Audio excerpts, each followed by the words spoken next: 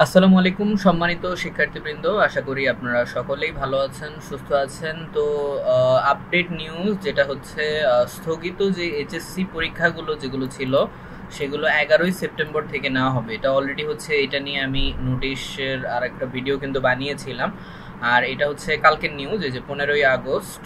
ওকে, তো স্থগিত পরীক্ষাগুলোর রুটিন যারা যারা পান নাই তারা অবশ্যই সংগ্রহ করে ফেলেন।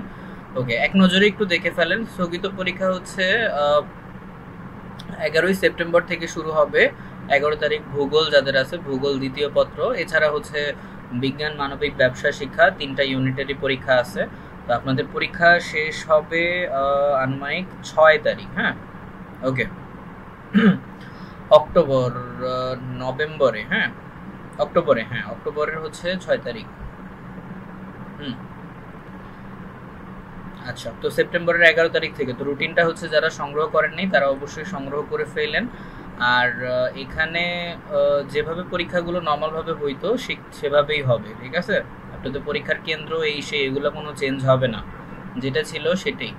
আর আমি বারবার বলতেছিলাম যে আপনারা পড়ার মধ্যেই থাকেন। আশা করি আপনারা হচ্ছে এখন পড়া শুরু করে দেন। মোটামুটি এখনো আপনাদের হাতে আনুমানিক 20 থেকে 22 দিনের মতো সময় আছে। তো এই সময়টুকু কাজে লাগান যাতে আপনাদের গ্রুপ সাবজেক্টের এক্সামগুলো অনেক ভালো হয়, ঠিক আছে? যাদের যাদের জেনারেল পরীক্ষাগুলো খারাপ হয়েছে, জেনারেল সাবজেক্টগুলোর সেগুলো যাতে ভালো হয়, যাতে পোষায় নিতে পারেন, এই জন্য গ্রুপ সাবজেক্টের এক্সামগুলো অনেক ভালোভাবে দেন।